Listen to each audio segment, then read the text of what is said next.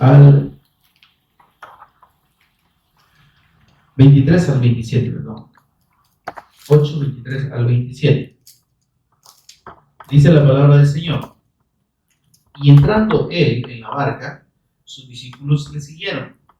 Y he aquí que se levantó en el mar una tempestad tan grande que las olas cubrían la barca, pero él dormía. Y vinieron sus discípulos y le despertaron diciendo: Señor, sálvanos que perecemos. Y él les dijo: ¿por qué teméis, hombres de poca fe? Entonces, levantándose, reprendió a los vientos y al mar, y se hizo grande bonanza. Y los hombres se maravillaron, diciendo: ¿qué hombre es este, que aún los vientos y el mar le obedecen? Oramos. Señor y Padre nuestro que estás en los cielos, te bendecimos, te adoramos, Señor, y damos toda honra y gloria a tu nombre, en el nombre de tu Hijo amado, nuestro Señor y Redentor Jesús, quien es el Cristo, por cuyos méritos, por cuya obra redentora en la cruz y mediante la resurrección, ahora, Señor, tenemos el privilegio, Señor, de ser hechos hijos tuyos y de venir delante de ti al mismo lugar de tu presencia, Señor, para adorarte, para rendirte culto y adoración, Señor, para adorarte en espíritu y en verdad, y para recibir de ti, Señor, la instrucción necesaria y la edificación en la fe que nos has revelado, Señor. Gracias. Mientras meditamos en tu palabra, precioso Espíritu Santo, ministranos de principio a fin, abre nuestro entendimiento, danos sabiduría, danos revelación en el conocimiento de nuestro Salvador y Señor Jesús el Cristo. Háblanos al corazón, toma tú el control de palabras y pensamientos y enséñanos tú a cada uno de nosotros en esta hora. Por Jesús el Cristo nuestro Señor lo pedimos. Amén y amén. Pueden tomar asiento, hermanos. Bien, hemos visto que el Señor,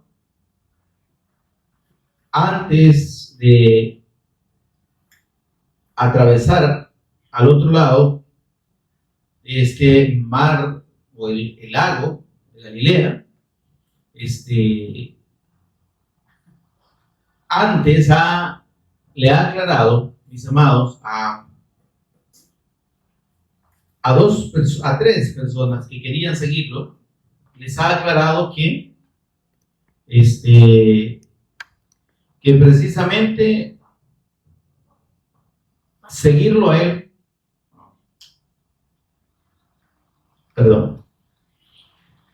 el Señor les ha aclarado, decimos pues que antes de pasar al otro lado de este lago, ¿verdad? Que aquí es identificado como mar por el tamaño, pero que en realidad era un lago. Pero antes de eso el Señor confronta a tres personas que se le acercan y le dicen: Señor, te seguiremos, o quiero seguirte, queremos seguirte. Cada uno de ellos le dice: Señor, quiero seguirte, te voy a seguir. Sin embargo, cada uno de ellos pone un pero, pone una condición. Y vemos cómo la manera o las motivaciones para seguir al Señor, si no son las correctas, tampoco van a producir de parte de Dios la comunión con Dios. No, hermanos, no podemos hablar de un verdadero discípulo de Cristo, un verdadero discípulo del Señor, cuando no tiene claro el propósito de seguir al Señor, y cuando no ve en la persona de nuestro Señor Jesús al Cristo. Amén. A uno de ellos el Señor le dijo: las zorras tienen guaridas y las aves del cielo tienen nido, pero yo no tengo dónde recostar mi cabeza. El Cristo, el Hijo del Hombre, dice: yo soy el Cristo, pero yo aquí no tengo nada que ofrecerles en términos de dinero, en términos materiales. Y esa es una de las causas, digamos, erradas en que una persona, o de que las personas en este tiempo y a lo largo de los siglos, desde que el Señor vino a esa tierra, la manera en que, o el propósito por el que muchas personas se acercan al Señor, creyendo que se trata de obtener un beneficio temporal, un beneficio personal o un beneficio económico. Y en ese tiempo, hermanos, todavía es más evidente cómo la mayoría de muchísimas de las congregaciones cristianas evangélicas, o así llamadas cristianas evangélicas, se han o se están orientando y se han orientado hacia la enseñanza de que venir a Jesús o creer en Jesús significa o implica indiscutiblemente, necesariamente, una bendición material, un beneficio físico. Venga el Señor y Él lo va a bendecir, lo va a prosperar, lo va a sanar, le va a dar trabajo, y todo va orientado a las cosas de este mundo.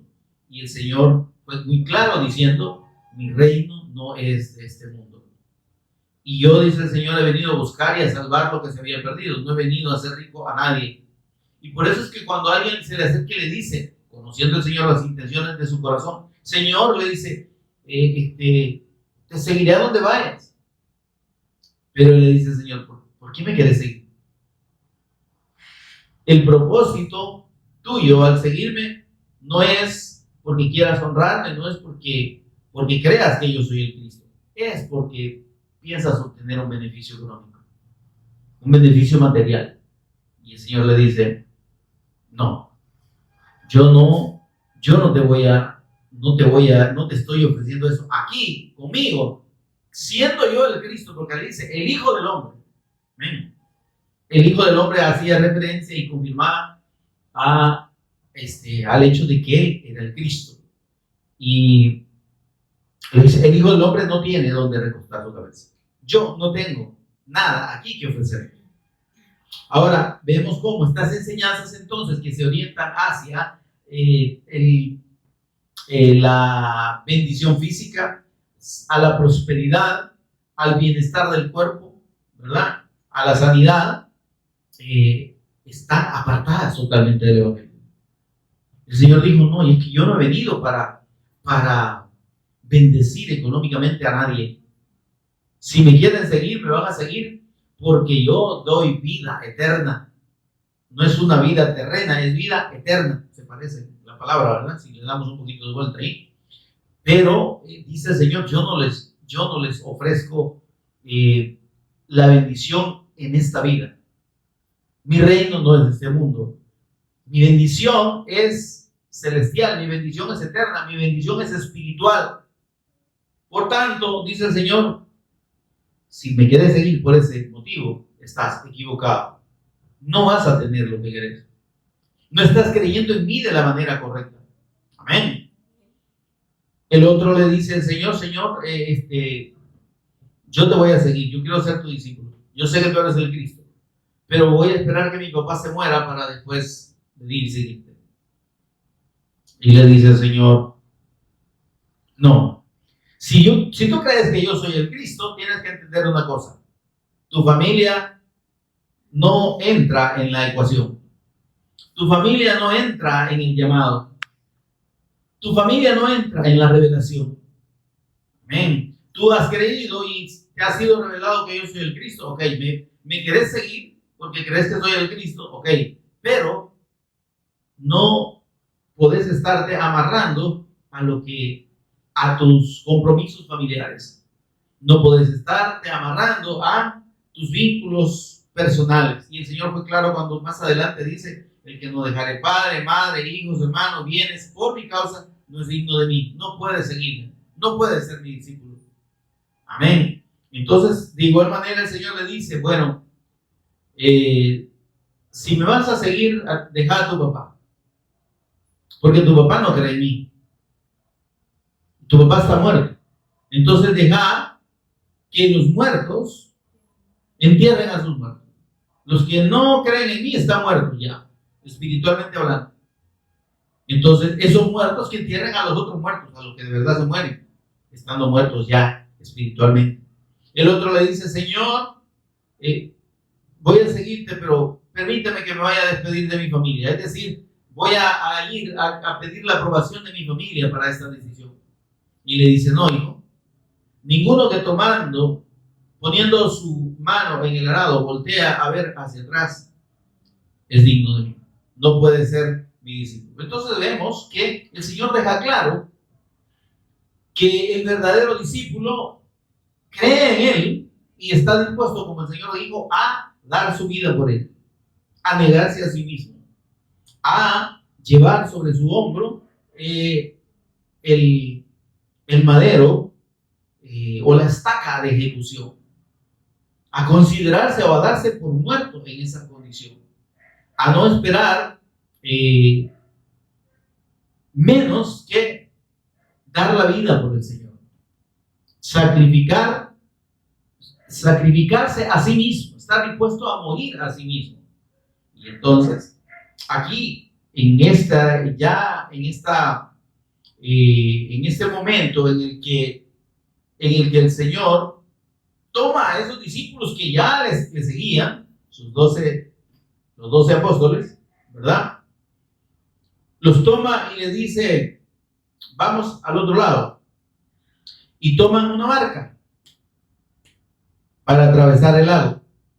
Pero dice que mientras iba, se levantó una tempestad tan grande que las olas cubrían la barca. Amén, hermano. Un viento tan fuerte que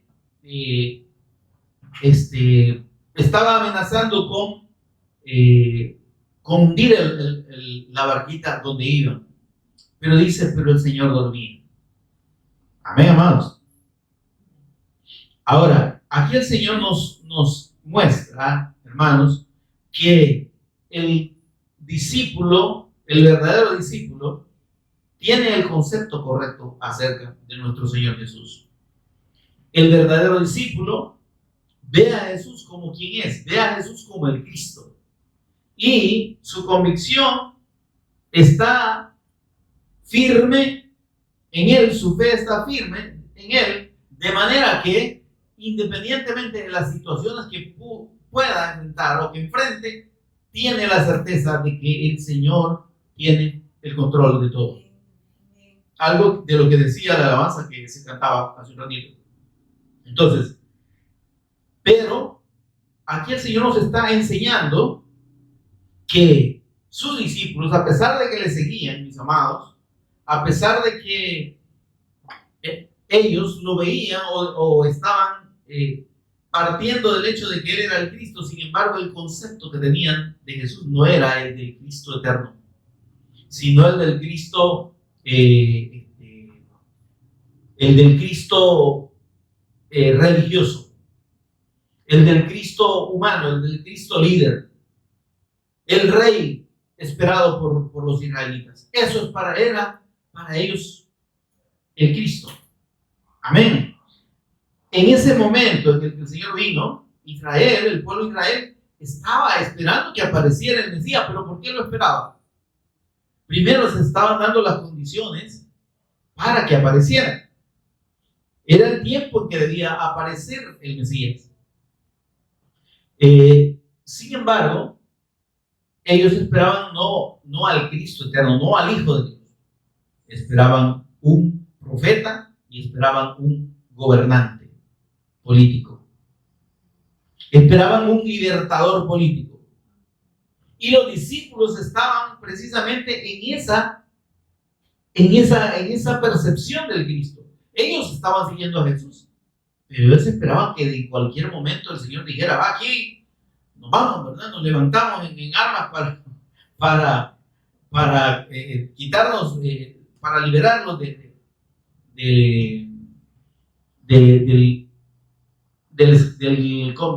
¿cómo se llama? Del dominio romano. Amén. Entonces, ellos estaban esperando eso. O sea, no lo seguían porque lo vieran como el eterno Hijo de Dios, como el eterno ungido, como el Cristo eterno. No lo estaban viendo así, hermano. Aunque andaban con Él. Y aunque el Señor, vimos que desde el capítulo 5 hasta el capítulo 7, les enseña y les revela su doctrina y les confirma que Él es el Cristo eterno, que Él es el eterno Hijo de Dios. Y que su reino no es un reino terrenal. Amén. Y entonces, sin embargo, ellos persisten. Su idea es que ese Jesús al que están siguiendo es el libertador político que ellos estaban esperando.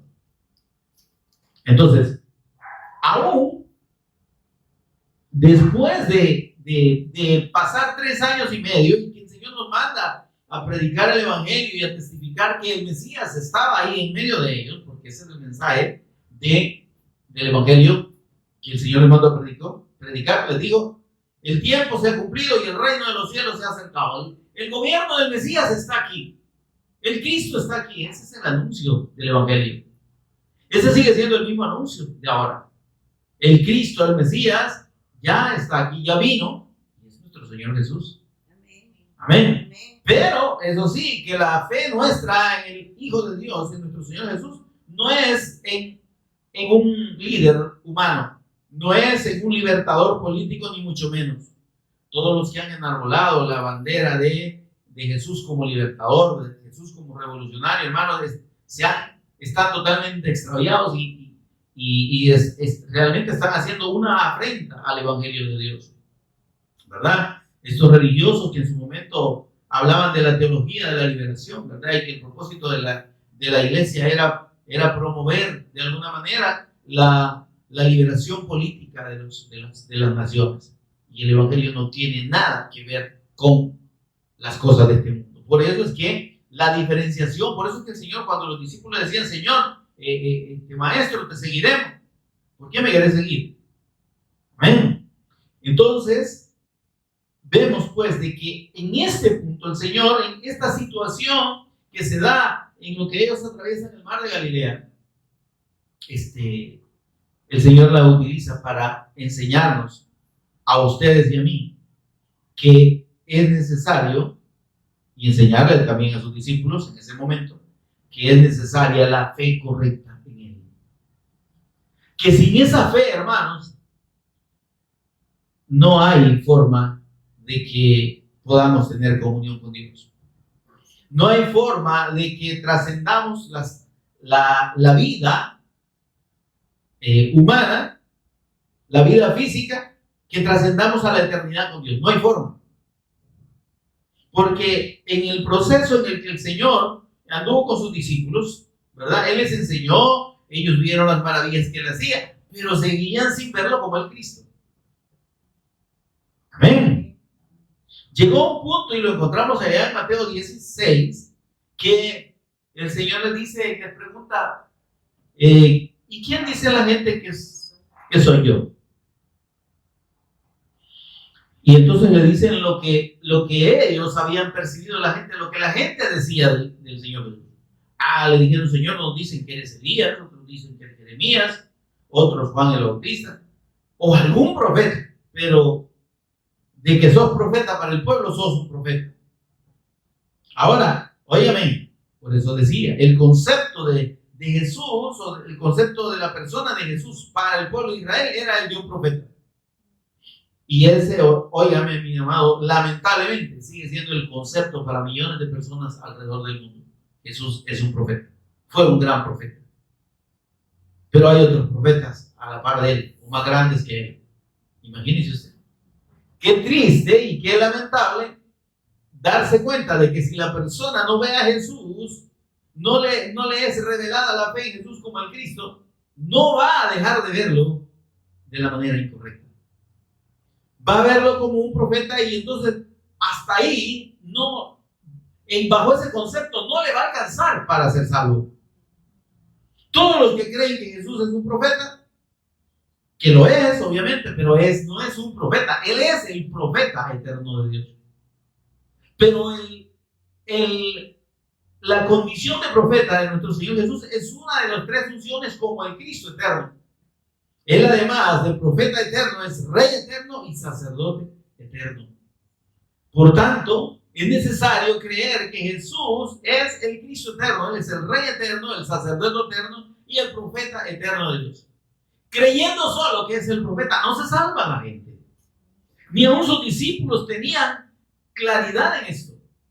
Porque Él tuvo que preguntarles más adelante, ya casi por cumplir su tiempo en esta tierra y ser entregado para muerte. El Señor le dice, ¿quién dice la gente que soy yo? Un profeta. Ok, la gente puede no tener claridad de quién soy yo. Para ustedes, ¿quién soy? Es que, oigan, esa es la pregunta que el Señor le hace a todo aquel que quiere seguirle. A todo aquel que piensa en decir, yo quiero congregarme, o yo quiero, o me gusta, ¿verdad? Oír el Evangelio, la palabra del Evangelio. Entonces yo quisiera, me gusta, ¿ok? Entonces a todo aquel que quiere ser discípulo, el Señor le dice, ¿quién soy yo para ti?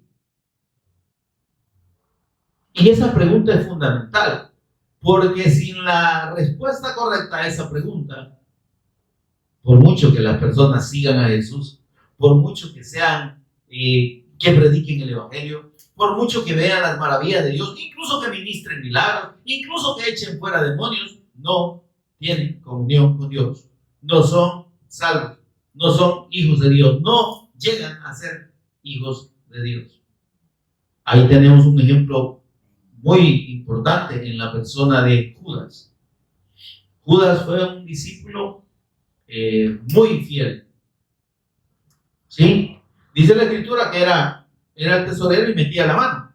Pero el hombre, aparte de eso, era una persona muy fiel.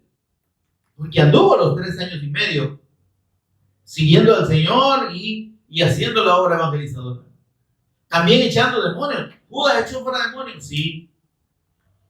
¿Verdad? ¿Judas sanó? Sí. Por el poder de Dios. Cuando regresaron, dijeron, Señor, hasta los demonios se nos sujetan. Y el Señor les dijo, sí está bien, pero no se alegren tanto de que los demonios se les sujetan. Alégrense que su nombre está escrito en el libro de la vida. Ahora, ¿y Judas? Judas andando con el Señor, ministrando aún el Evangelio, predicando el Evangelio, dando testimonio de Jesús como el Cristo, aún echando fuera demonios, aún haciendo milagros, no creía que Jesús era el Cristo. Él creía que Jesús era el Mesías, el libertador. O sea, lo veía como el Cristo, sí, pero no de la manera correcta. Para él el concepto del Cristo era otro, como lo puede ser para muchas religiones ahora. ¿Quién es el Cristo? Aquel hombre todo sequito y todo maltratado en una cruz, crucificado ahí, adolorido. Ese es el Cristo. Ese no es el Cristo. Pero es el concepto que esta gente tiene. Para otra gente dice, no, sí, yo creo en Cristo, pero Cristo es una criatura de Dios, es hijo de Dios porque Dios lo creó, pero no es igual a Dios, pero no es el Hijo eterno de Dios. Amén, amado. Entonces, por más que estas personas hagan cosas buenas, prediquen, por más que hagan y cumplan muchos de los preceptos de su denominación, y con lo que piensan que agradan a Dios, hermanos, no lo están agradando. No conocen a Dios, Dios no los conoce. El Señor Jesús mismo no los conoce. Porque es necesario para tener comunión con Dios, es necesario para ser un verdadero discípulo del Cristo, creer correctamente que Jesús es el Cristo eterno de Dios, que Él es el eterno Rey, el eterno sacerdote y el eterno profeta de Dios, que Él es la imagen del Dios invisible, que Él es el principal de toda la creación, el que sostiene todas las cosas con la palabra de su poder. Ver a Jesús como el Cristo, creer en Él como el Cristo, hermanos, eso es la diferencia entre el discípulo que solo es discípulo de Jesús y el discípulo que es discípulo del Cristo. Y por eso es que la meditación de esta hora le hemos llamado discípulos de Jesús y discípulos del Cristo. Porque hasta aquí estos 12 que andaban detrás del Señor eran discípulos del hombre. Amén. Eran discípulos del profeta, eran discípulos de Jesús, el profeta, aunque ellos decían que era el Cristo. Pero el problema, hermanos, no está en decir yo creo que Jesús es el Cristo y seguir creyendo que Jesús no es Dios. ¿Sí? El problema, hermanos, está precisamente en que en que aunque la persona diga que cree en Jesús como el Cristo, pero el concepto que tiene no es el del Cristo eterno, no es el que Dios ha revelado en la Escritura, entonces, hermano, como decimos nosotros aquí en Hebreos 14, no está en nada la persona. La fe de tal persona es una fe muerta. Es una fe que no lo ha puesto en comunión con Dios. Todo aquel que cree que Jesús es el Cristo es nacido de Dios. Amén, así es. Y aseguramos, en base a la palabra del Señor, según 1 Juan 5:1, que solo el que cree que Jesús es el Cristo es nacido de Dios. Amén. Ahí lo dice. Amén, así es. Si alguien no cree correctamente en la persona de Jesús como el Cristo, no es hijo de Dios porque no nace de Dios. Porque Dios no va a salvar a aquel que no vea al Cristo, a su Hijo eterno, como el Redentor, como el Señor, como el Rey eterno que derrotó a Satanás, como el sacerdote eterno que se ofreció a sí mismo como la ofrenda eterna y perfecta por el pecado, única y acepta por Dios, y como el profeta eterno que nos lleva a la comunión con Dios como el único camino al Padre. Si la gente no cree en Jesús, en nuestro Señor Jesús, como el Cristo, de esa manera, aunque diga que cree que Jesús es el Cristo, no tiene comunión con Dios, no ha nacido de Dios, no puede nacer de Dios en esa condición. Amén, hermano. Entonces el ejemplo lo tenemos clarísimo aquí, en esos 12 que iban en la barca. ¿Y qué habían creído? Que Jesús era el Cristo.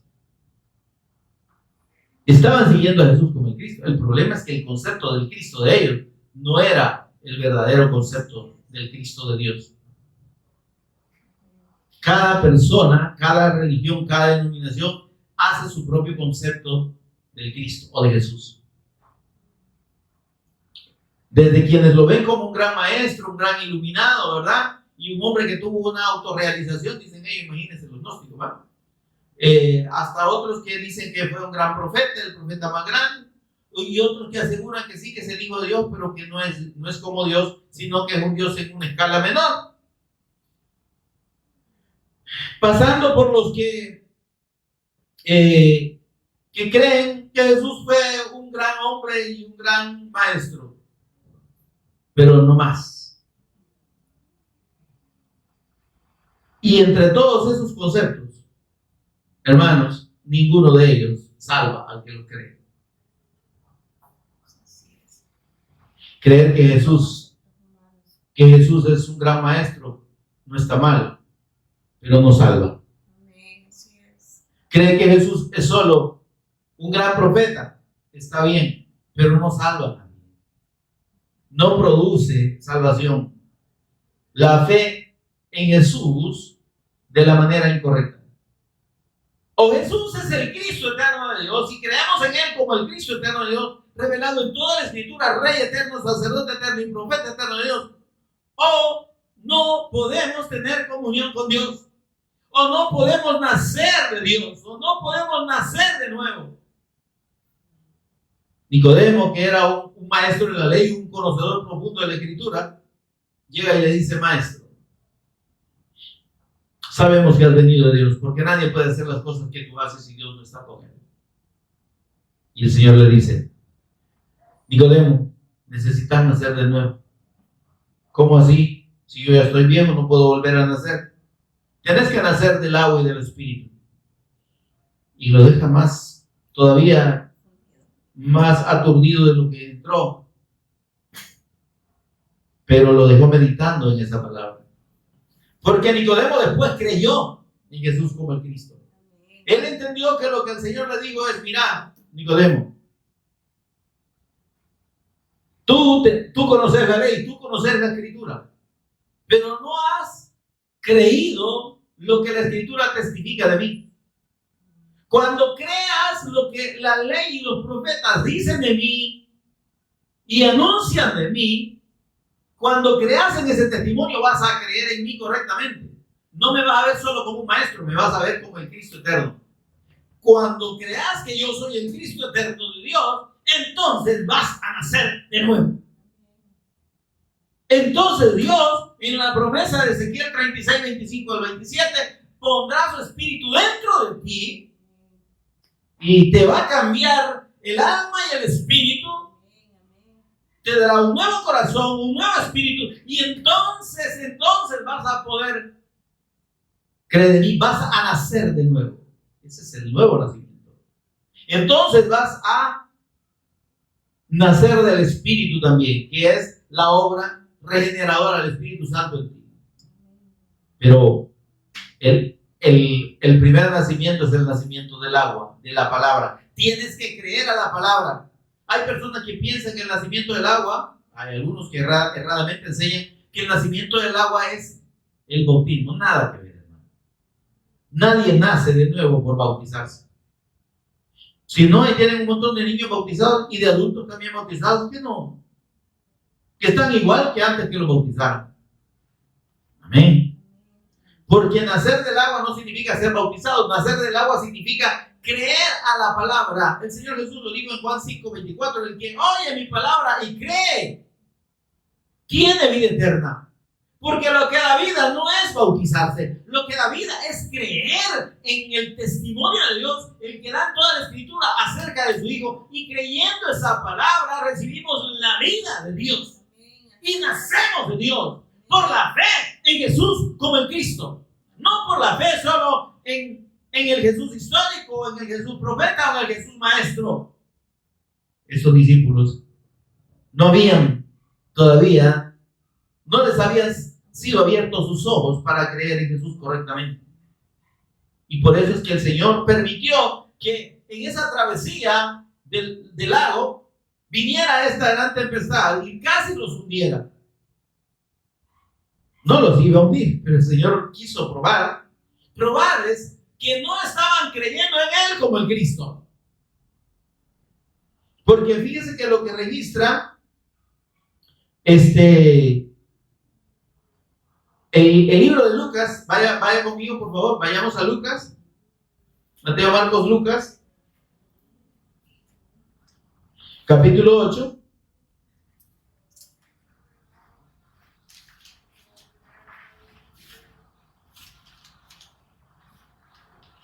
Y versículo 24.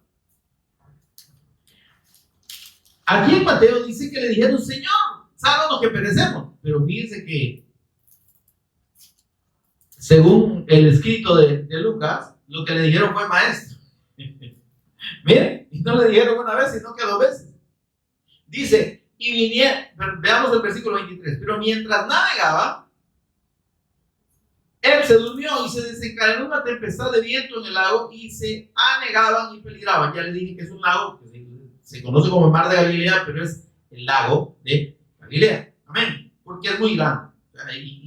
Y por esa extensión le decían mar, pero es un lago. Ahora dice, y vinieron a él y le despertaron, ¿cómo le dijeron? Diciendo: maestro, maestro, que perecemos, despierta.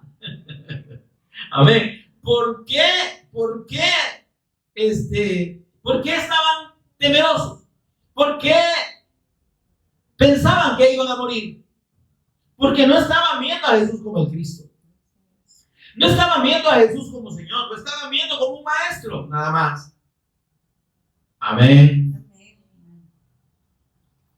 Y esto es lo que narra el versículo 25 del capítulo 8 de Mateo. Volvamos ahí. Y vinieron sus discípulos, dice, de nuevo el versículo 24. Y he aquí que se levantó en el mar una tempestad tan grande que las olas cubrían la barca. Pero él dormía.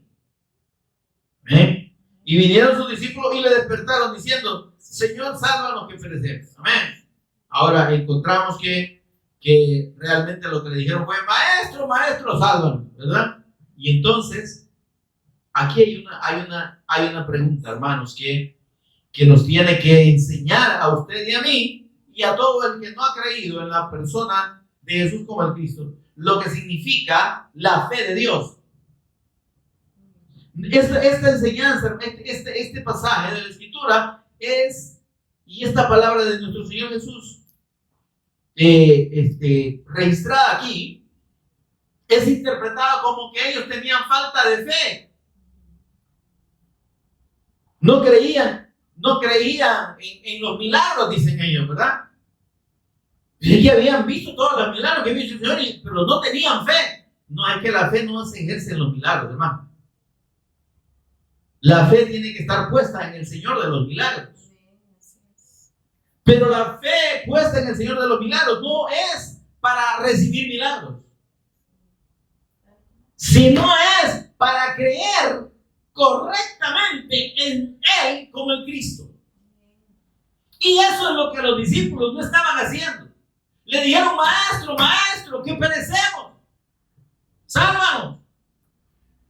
Y les digo: ¿y dónde está su fe? Mire lo que le voy a, no vaya ahí, no se mueva, por favor. Le voy a leer lo que dice Lucas capítulo 8 y versículo 25. Lo narra de esta manera, dice: y les digo, ¿dónde está vuestra fe?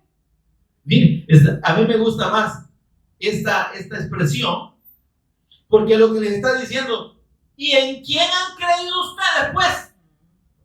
¿A dónde está puesta la fe de ustedes? Mateo dice: hombres de poca fe. Pero de cualquiera de las dos maneras, lo que el Señor les está diciendo es: ustedes no tienen el suficiente, no les está diciendo ustedes no tienen la suficiente fe para creer en los milagros. No, ustedes no están poniendo su fe correctamente en mí. ¿Dónde está su fe? ¿En quién han creído? ¿Por quién me toman ustedes? Amén. Y entonces el Señor, antes de hacer la maravilla que hizo, que fue reprender el mar y los vientos, les señaló y les dejó ver a sus discípulos que el problema de ellos era que estaban creyendo incorrectamente en Él. Que no lo estaban viendo como el eterno Cristo, que lo estaban viendo solo como un maestro, que lo estaban viendo como un libertador político, y no tenía nada que ver con eso.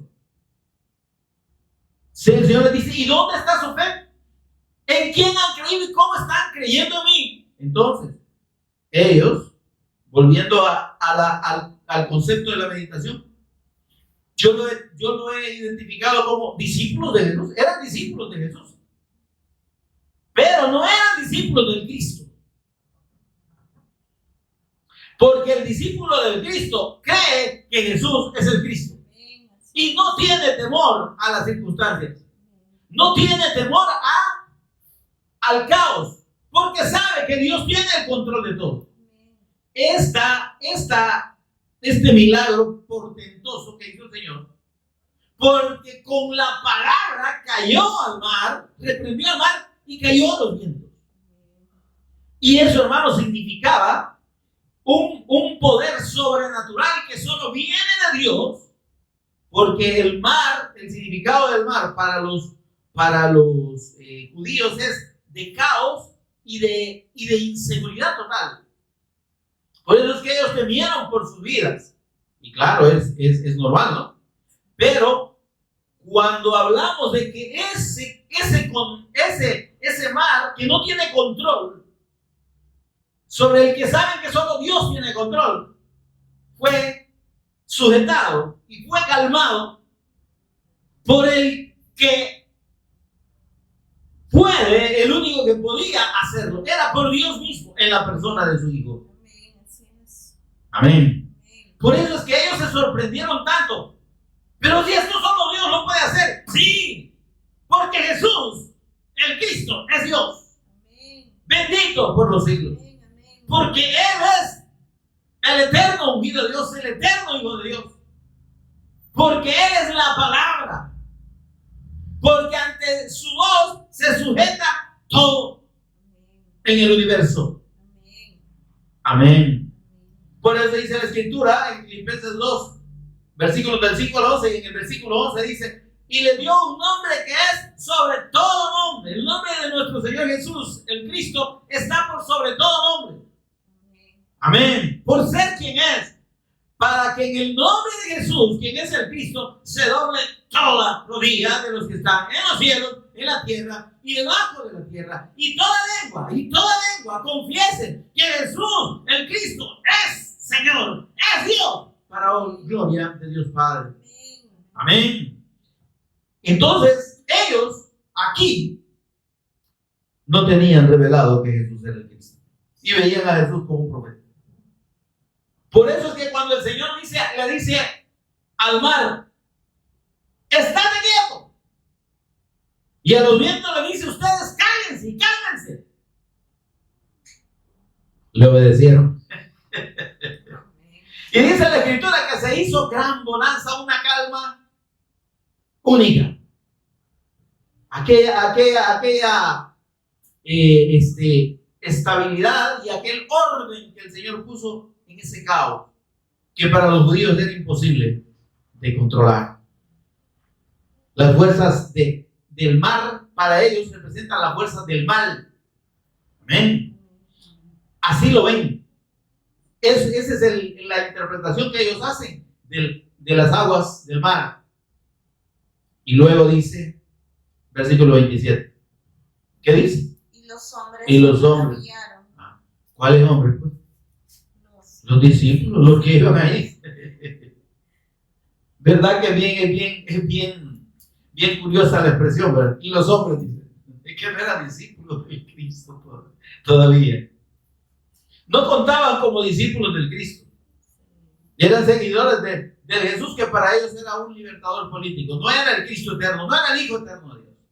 Entonces, cuando el Señor les pregunta allá y les dice, bueno, ¿y entonces quién soy yo para ustedes? Más adelante. No, igual no contestaron, no sabían qué contestarle al Señor. Mateo 16, 13 en adelante. Y les dice el Señor,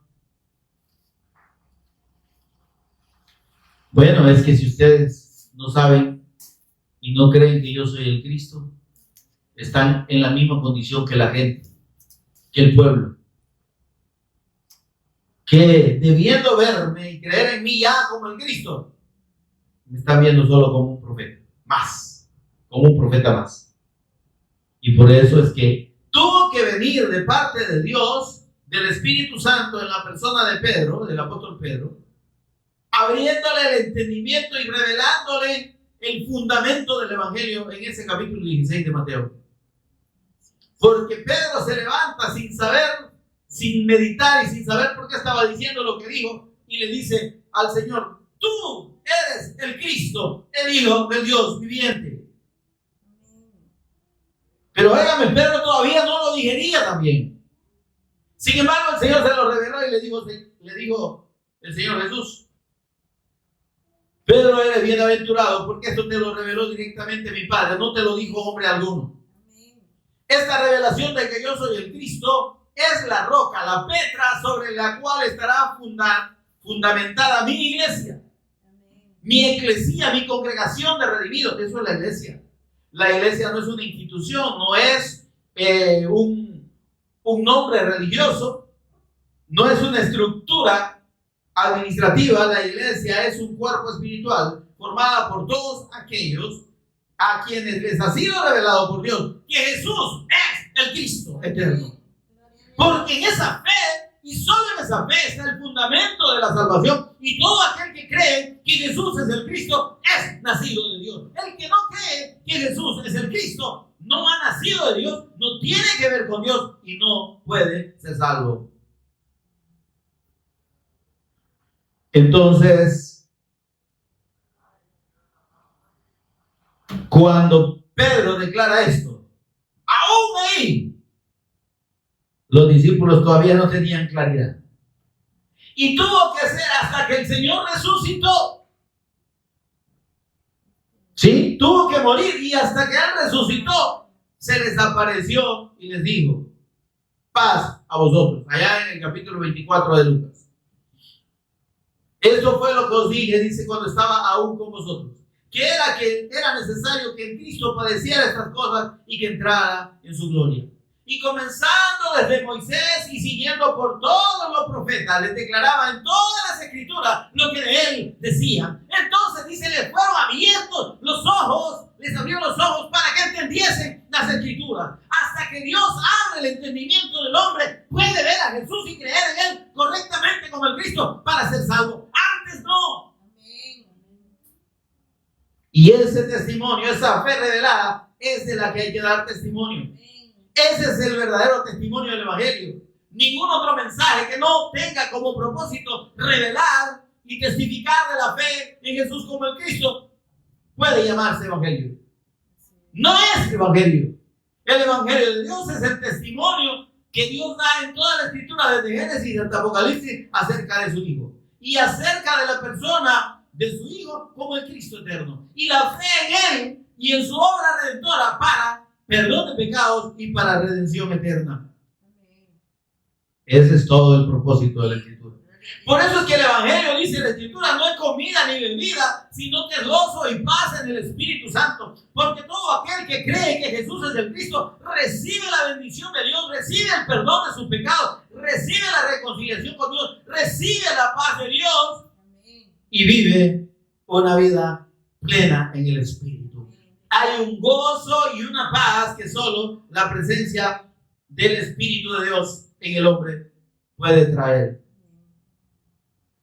Esa paz que estos discípulos experimentaron después que el Señor reprendió al mar y al viento.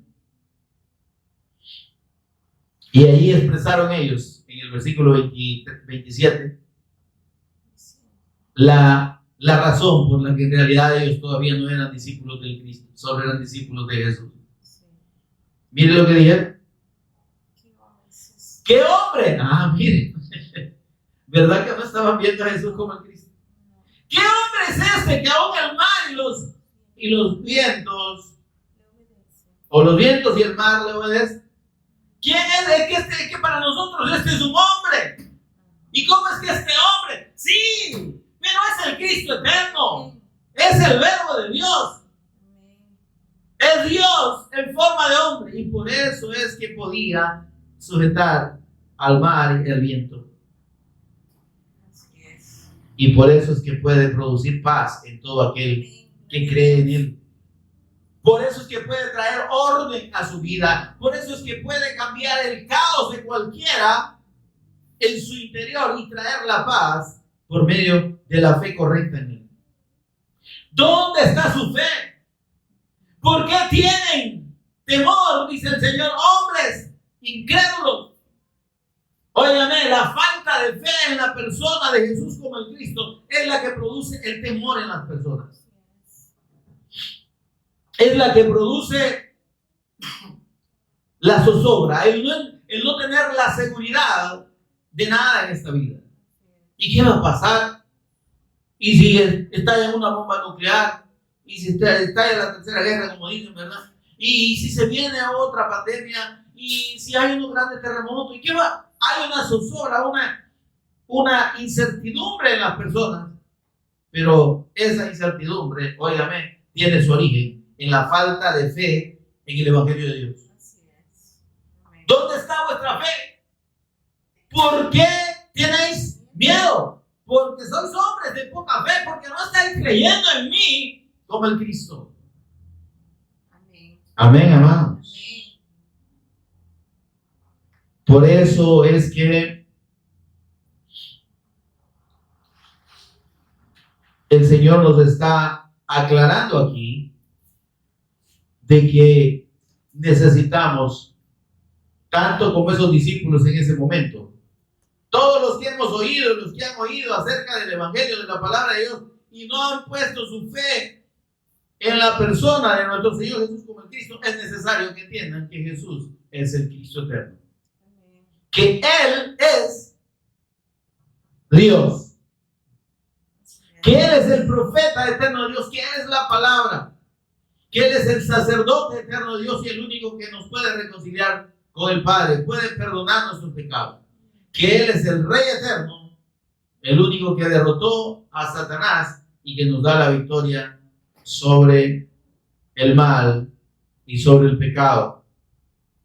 En Juan 8:31 el Señor Jesús le dijo a los judíos, dijo entonces Jesús a los judíos que habían creído en Él: si vosotros permaneciereis en mi palabra, seréis verdaderamente mis discípulos. Permanecer en la palabra, ¿qué es, hermanos? Es permanecer en la fe. Esta fe del Evangelio no es una fe religiosa que se termina y tenga fecha de expiración. La fe del Evangelio, la fe de Dios es una fe eterna. Es una fe de permanencia hasta el fin del mundo y hasta la eternidad más allá de la muerte. Por eso dice el que persevere hasta el fin. Porque la fe, dice, es de permanecer en su palabra. Si vosotros permaneciereis en mi palabra. Ya habéis creído que yo soy el Cristo, ok. Pero necesitáis, dice el Señor, permanecer creyendo. Tienes que vivir creyendo. Y toda tu vida hasta la muerte tiene que ser la fe en la persona de Jesús como el Cristo. Permanecer en la fe del Cristo. Permanecer en su palabra. Para que seáis, dice el Señor, verdaderamente mis discípulos, los discípulos del Cristo. ¿Y para qué? Dice, y para que conozcamos la verdad. Y esa verdad nos salve, nos libre. Conocer la verdad es conocer a Jesús. Porque Él es el camino, Él es la verdad y Él es la vida. Y como dijo el Señor Jesús, Juan 14:6, nadie viene al Padre si no es por mí. Discípulos de Jesús y discípulos del Cristo. Necesitamos entender que Dios quiere que seamos discípulos del Cristo, que creamos en su amado y eterno Hijo de la manera correcta, que creamos que Jesús es el Cristo. Porque solo de esa manera la voluntad de Dios y la obra de Dios se va a consumar en nuestras vidas, mis amados. Porque solo de esa manera podemos recibir la comunión con Dios y recibir la vida eterna. Gloria al Señor. Pongámonos en pie, póngase en pie conmigo, por favor, hermano. Y vamos a orar para darle gracias.